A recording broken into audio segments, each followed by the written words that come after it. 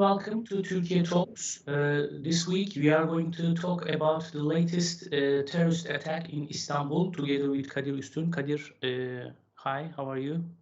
Good, Bora, how are you? Thank you. It's been a very long time since Turkey didn't have such an attack, a terrorist attack against civilians at the heart of Istanbul. And especially for the last 6-7 years after Turkey launched cross-border operations against PKK, YPG, Daesh, ISIS, and other terrorist networks. This problem, the problem of terrorism, was out of the agenda for long. Even when I looked opinion polls, you know, Turkey is heading to elections, and you see lots of opinion polls, opinion research in Turkey. This question of terrorism is not in the first 5, 6, maybe 7 most important problems in Turkey, but this incident took place in Istiklal Street, which is a busy street for not only for tourists but also for the citizens of Turkey. Kadir, what do you think about this? Why do you think this incident took place after years of fighting against terrorism? How did it happen? Well, Bora, I think Turkey has been conducting cross-border operations for many years now, as you mentioned, especially in northern Syria. There is constant Turkish pressure on the PKK-PYD terror group, and you know they've targeted them, their ammunition depots.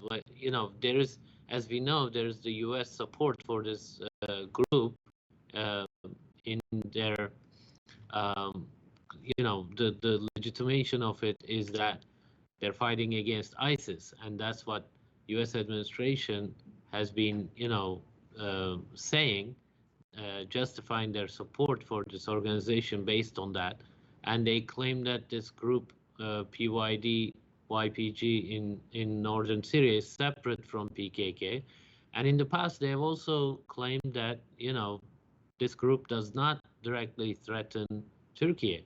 So this particular incident actually shows there is imminent direct threat from northern Syria, particularly this PYD, YPG group against Turkey.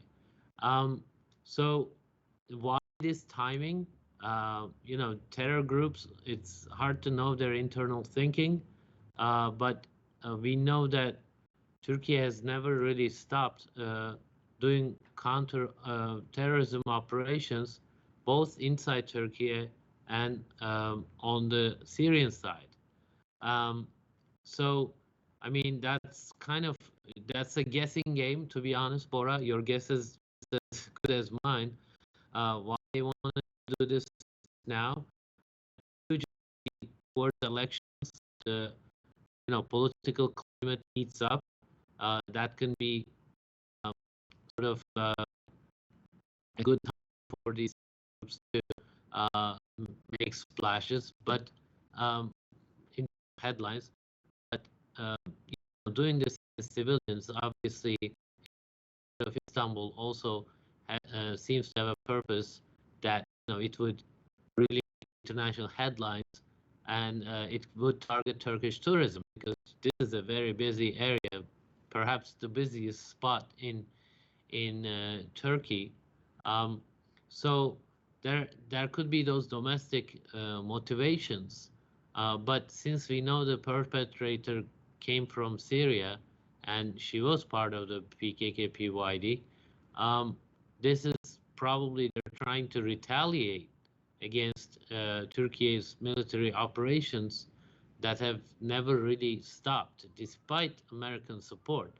And remember, we discussed in this program several times that Turkey wanted to conduct operations in northern Syria and enlarge its, areas that it controls to feel more secure about its border.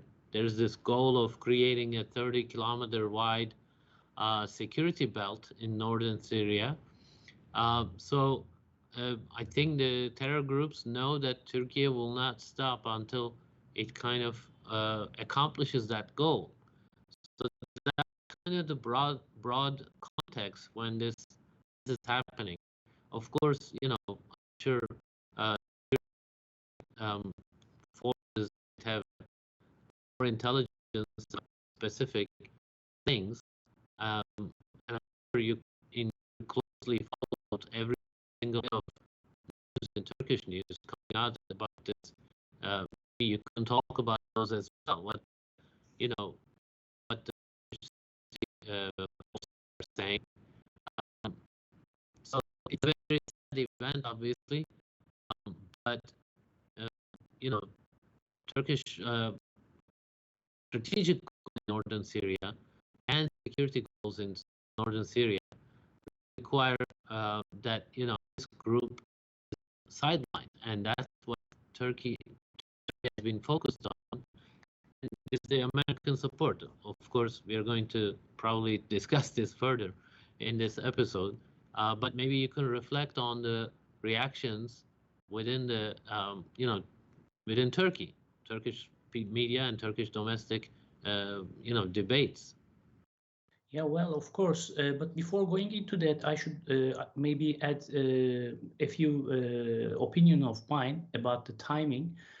We know that these organizations, these terrorist groups, they always look for opportunities to attack to Turkish targets all the time. I mean, this time they were able to make it, but before coming to that, most of the times when the security forces, the intelligence, when they prevent an attack, most of the time it doesn't make in the headlines, so you don't detect it.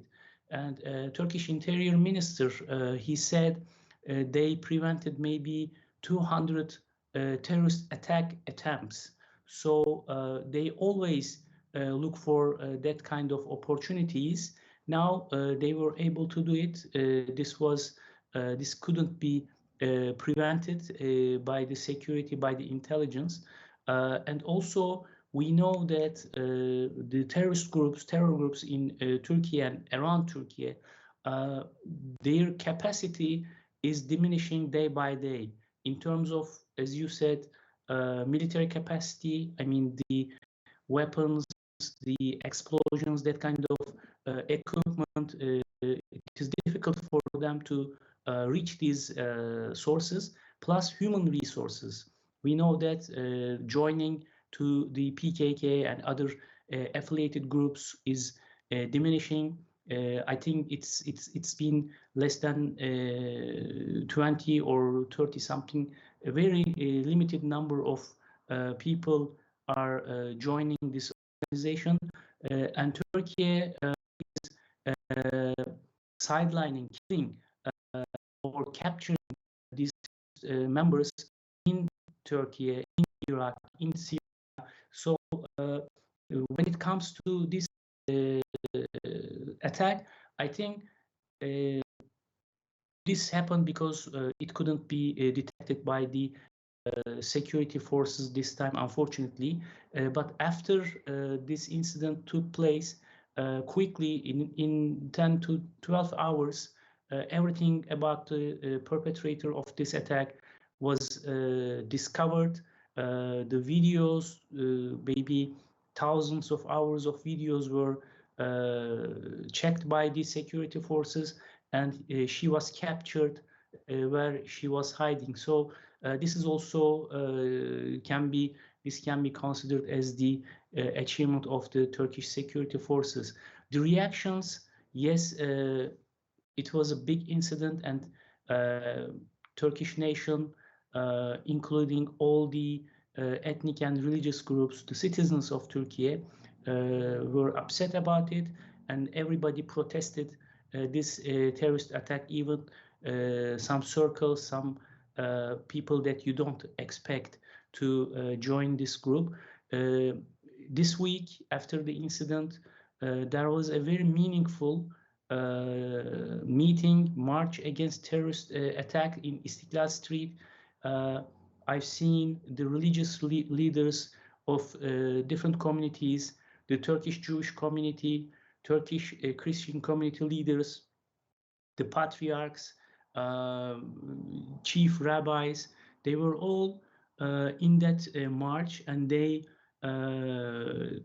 criticized, denied, condemned terrorist attacks, and they called for the nation to be united. So I think this was very important. All the political parties, party leaders, they also condemned this terrorist attack. And I think once more the nation showed its solidarity. As you said, this incident took place in a busy area. It's a touristic area. Most of the, I think all of the victims are Turkish citizens. So some publications, especially those in the United States, even after hours of the incident took place, even the injured, lightly injured, they were in hospital. When we didn't know the exact numbers of the victims, when they wrote about this tourism aspect of the incident, everybody got angry. Actually, this was a reaction by the nation. Probably that's why after the U.S. Embassy in Ankara or the consulate in Istanbul, when they conveyed their condolences, the Interior Minister was very actually angry, and he denied. Maybe it is because of the U.S. support to the PKK. So maybe we can talk a little bit about it. In general, many the diplomats of many countries who are residing in Istanbul, they also joined and condemned terrorism, this terrorist attack. But still, in many people think that the allies of Turkey, especially the Western allies, should do more. Maybe you can take from this point. Sure. Let me just add to what you said. One calculation terror groups also have is to show that they have still the capability. You know, no matter what pressure they're under on, they might want to show that they are still capable and they can pull off these big attacks in the heart of big cities, and they can threaten tourism, etc. But you know, the whole way of this particular attack, the way it was done, the way it was conducted, I'm no expert on this, but it didn't look as, let's say, well planned or professional as, you know, some others. And this woman running down the street and trying to escape, getting caught by cameras and all that, which, you know, so anyway, I don't want to speculate further, but on the one hand, the terror group wants to show that they are capable, but they're also showing that they're not capable of highly sophisticated attacks, which we obviously don't want. But that also shows desperation on their part.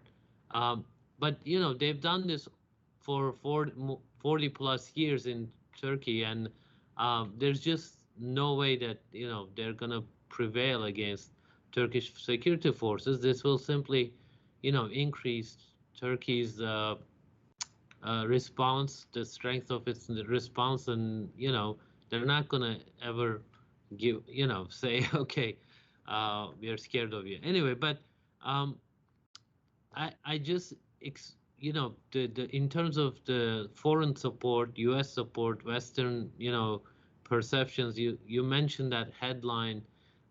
It's I would like to believe it's an editorial mistake. People, you know, but seeing this kind of event through the lens of tourism instead of solidarity, it's a problem. And this is what Turkey has been asking the U.S.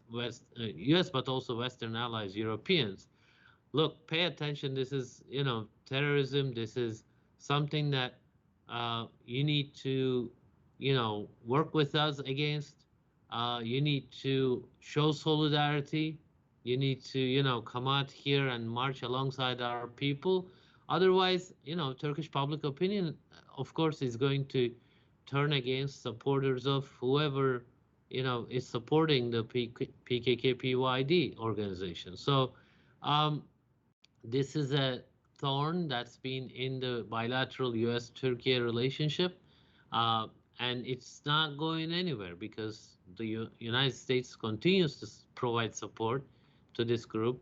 Although, Turkey is able to conduct operations and does its own thing, and America does not promise PKK-PYD that they will defend it against NATO ally Turkey. So that would be unimaginable anyway. So they're saying, we work with you against ISIS, but we are not going to protect you against Turkey. You're on your own. But this is still not a winning formula, right? This is not a good formula for U.S.-Turkey bilateral relationship. It is a poisoning thing. When there's an incident like this, it will, of course, bring it up. It will bring up whoever is supporting these organizations. And it undermines, as I mentioned at the beginning, it undermines the U.S. argument that there's no direct threat to Turkey from this group that they're supporting. You and I both really well know that this organization is run from the KCK, the umbrella organization, the guys in the mountains with the arms in their hands. They've been fighting the Turkish state for 40 plus years. They're not willing to give up against they're not willing to give up fighting against Turkey, and they find these opportunities, regional opportunities, like fighting against ISIS, and provide those opportunities to legitimize themselves and use it for their own goals. And they don't care that much about domestic political situation as well, right? The Kurdish politicians cannot do politics in a serious way. They are under the influence or under the thumb of this terror group, so it locks up any kind of political conversation inside Turkey as well. So and what are you going to do against an attack like this, right? You're going to increase security. You're going to pursue whoever gave the orders. It's going to, and they were, like you said, they were quick to find the perpetrator, and they were able to trace it back to Syria. Now, I don't think Turkey is going to just sit by and watch. So it creates more and more trouble in the U.S.-Turkey relationship, and the U.S. needs to take a hard look at this, and they've been avoiding that. They've been avoiding to do that. So it's poisoning the relationship between two serious NATO allies. And maybe we could talk about that as well. When Sweden and Finland wanted to join NATO, Turkey raised objections or reservations, we should say, and we think it's going to be somehow resolved. But this is coming from the same place, right? The appreciation and understanding and the need for solidarity over terrorism. What is terrorism? What are the terror groups? What are they doing? And what are we doing as an alliance against these groups? So that's the question for Turkey. Sorry, I kept this part too long, but that's kind of, Turkey's frustration that's where the frustration is coming from, I feel like. Yeah, definitely. And I think Turkey has made its point especially when this NATO enlargement came to the agenda after the Russian invasion to Ukraine. Many countries who had the luxury of don't caring about these security issues, now when it comes to their door, they have to review their situation vis-a-vis these organizations. And before we started this conversation, there were reports from Sweden saying that the Swedish Parliament will review its policy of handling these organizations, which are obvious threat to Turkish security, not only Turkish, but also the neighboring countries, even their countries. We know what happened in Germany for years. These organizations are doing drug trade, human trafficking, and many other illegal criminal activities they are in, and it's also ruining their security. Now it's becoming clear that these countries cannot continue this way, and Turkey has played its card very well, especially after this Russian invasion. Now Turkey's strategic importance, Turkey's capacity cannot be ignored. This is crystal clear after what happened in Ukraine. Maybe also we should mention about the source of this latest terrorist attack. Maybe we should talk a little bit about this. After the identity was clarified, Turkish security and intelligence knew that the terrorist who killed these people got the orders from the city which is known as Kobani in the west, Ain al Arab, which is a border town next to Turkey's Şanlıurfa city, the town of Suruç. So this is in the area which Turkey wanted to build or secure a security belt, actually 30 kilometers wide, extending from the Euphrates River to the Iraqi border. And Turkey did a few operations in 2018, which we call Operation Peace Spring. Before Turkey was able to control all these areas, Russia and the United States came to the front, and with a deal, with promises, they stopped Turkey's operation at that time. So this small pocket between the Euphrates River and Turkey's Peace Spring operation area, in the middle, we have this terrorist pocket, which is very close to Turkish border. And as we have seen in this incident, they are still operating. They are sending terrorists to Turkey. They are giving orders. So I think this latest incident also proved Turkey's arguments right. So you have to clear all these areas from terrorist groups and activities. This is very important. I remember before Turkey did operations, cross-border operations in Afrin, in other places, maybe you also remember the terrorist organizations, PKK, YPG, and ISIS, they were sending missiles into the cities of Turkey, the city of Kilis.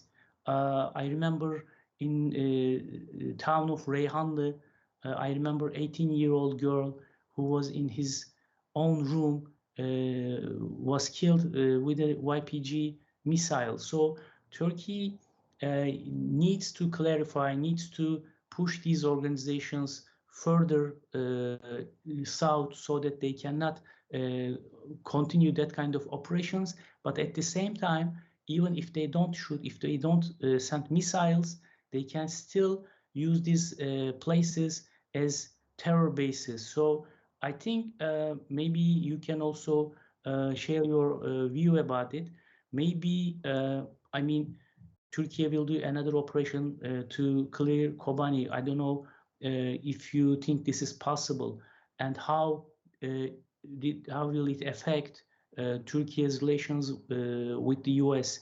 if Turkey takes this action? Because we know that the President Erdogan, he also reminded us his words that he said, one night we can suddenly come to these places. Yeah, I mean, I don't know how, likely anytime soon to, do a operation in Kobani itself. I don't know the details of that, but I will not be surprised if that happens, or any other part of the Syrian border, because this is the stated goal. And, specifically from Kobani, this attack coming is symbolic too. I think PKK does not really miss opportunities to use symbolic messages, sending messages that have that kind of significance, because, part of Turkey's argument is that PKK presence in northern Syria is a direct threat to Turkey. Maybe the U.S. forces and the coalition forces, or support for them, they might be able to convince this terror group to, temporarily halt operations, maybe.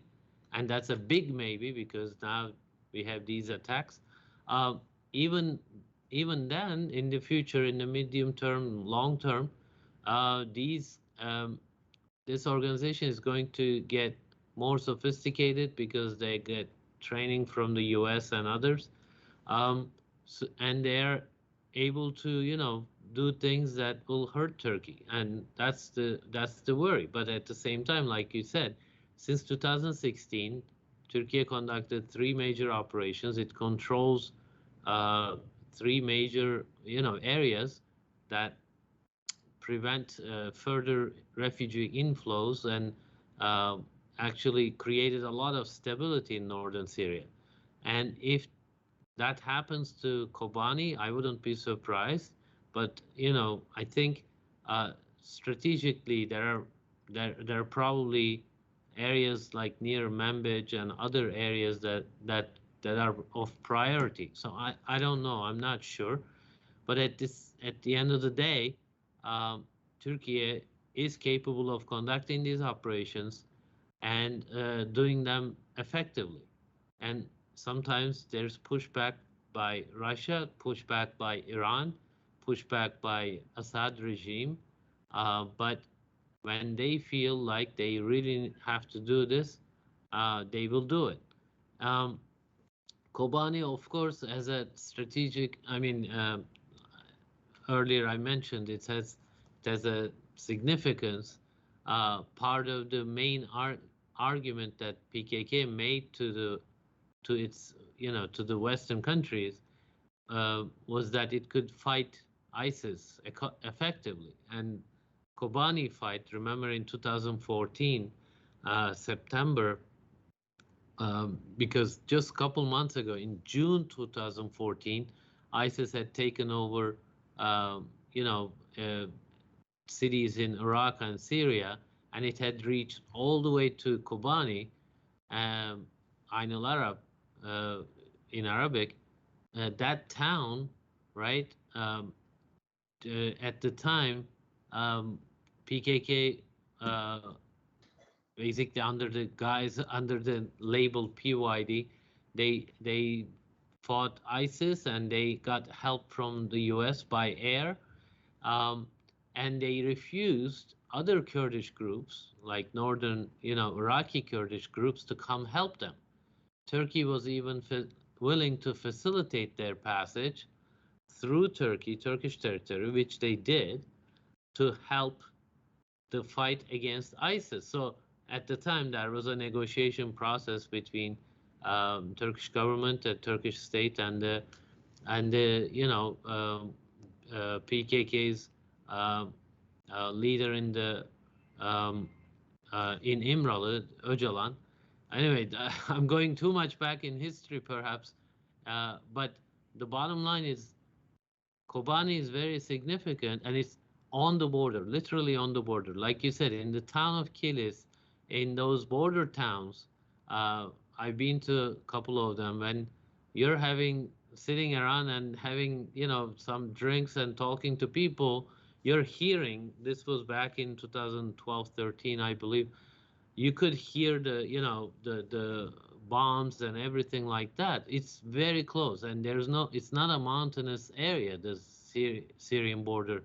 So it is a direct, worry. It's a serious threat for Turkish security, and Turkey cleared ISIS from there. Not only PKK, but ISIS forces in the past. And I don't think they will hesitate to do it. I don't think they will hesitate to go into further, areas in northern Syria to secure Turkish security, because, if this was planned and, the bomb was provided in Kobani, and this woman, along with her accomplices, somehow traveled and conducted this, they will go to the source. I wouldn't be surprised if it happens. So I don't know for sure if they'll do it, if that's the priority right now. But unfortunately, this conflict has gone on so long, and then Western, allies of Turkey are helping this organization despite all the Turkish objections. So things might heat up, and ahead of an election, 6 months, maybe 7 months ahead of an election, these are things that you cannot just let go or look the other way. Nobody can expect that of the Turkish government, regardless of the actually elections. But anyway, Bora, maybe you can talk about this. There was a meeting between President Erdogan and Biden in Bali, Indonesia. There's the G20 meetings there. How did that show up in Turkish news and Turkish media, especially in this particular context? Well, this was an important meeting, although it took place at the sidelines of bigger international organizations, G20 summit. But mixed feelings and mixed expectations we have in Turkey. The one side, as I told you, the attitude of the Minister of Interior, he reflected the anger within the nation, because people are fed up with the U.S. support and hypocrisy about this solidarity with Turkey while supporting the YPG PKK in Syria, giving them weapons, logistical support, training, etc. So this is crucial, very big, and without solving this problem, I don't think the perception of the United States will recover in Turkey. This is one thing. But on the other hand, people and the Turkish decision makers are still expecting optimistically there should be a change in the attitude of the Western countries, especially NATO members. When President Erdogan stood firm on NATO enlargement, saying that if our security is ignored, why should we say okay to the enlargement, the Sweden and Finland? So this was criticized by some circles, especially from the opposition, for a while. But the point we have reached proved the right attitude, of the president. the Swedish Parliament, the Finland, now they are reviewing their stand about the Turkey's concerns, especially when it comes to PKK and other FETÖ and other organizations. So because of that, when a Turkish president met with the U.S. president, and when he said he conveyed his condolences, his words about solidarity, although many people don't believe it, but it is still good to hear it, you know, because it still shows that their attitude, their support to this organization, the PKK terror group, cannot be legitimized. So they have to still stand with Turkey, and Turkey, by continuing the dialogue, putting pressure on the other side, trying to stop legitimization of this terror group. I think it is important. So when President met with the U.S. president, I think this was a positive improvement in terms of bilateral relations, and also it showed that Turkey is not categorically anti-American or anti-US, but it is the policy which is not acceptable. I think the President Erdogan's attitude, stand on this is clear, and also not closing the door is important, because at the end of the day, the US is a dominant power in the world. It's a power that Turkey has to deal with it. Also, although everything, we have an alliance under a security organization. So I think this is important. Also, it gives Turkey a power to balance its relations with Russia and other countries. So this is the policy. That's why I think the meeting with the U.S. president in Bali was important. This is, do you have anything to, No, it's definitely just you described it very well. You know, there are multiple, you know, there's a dozen important issues in the U.S. Türkiye relationship. It cannot be just, you know, all those issues cannot be put aside and just focus on this, you know, deep disagreement over Syria and what the U.S. is doing in northern Syria. Nothing can legitimize it. I think it's not a wise policy, not just because it hurts Turkey, but in terms of the U.S. Policy, it doesn't make a lot of sense. Maybe we'll spend some time on that on another occasion. But you know, then the leaders communicating is important in these multilateral platforms. There's a whole host of issues, and the frustration coming out of Turkey against the U.S., against, you know, the supporters of the PYD, you know, that's going to be there. That's justified frustration, but it doesn't, you know, unfortunately, it doesn't help the relationship be rebuilt when you let this issue sit like this and go on like this. So hopefully there will be a more meaningful policy discussion on this particular disagreement, particular issue. Well, Kadir, thank you very much. So I think with this, we came to the end of this episode. Thank you, Bora. Very much, and thanks for watching.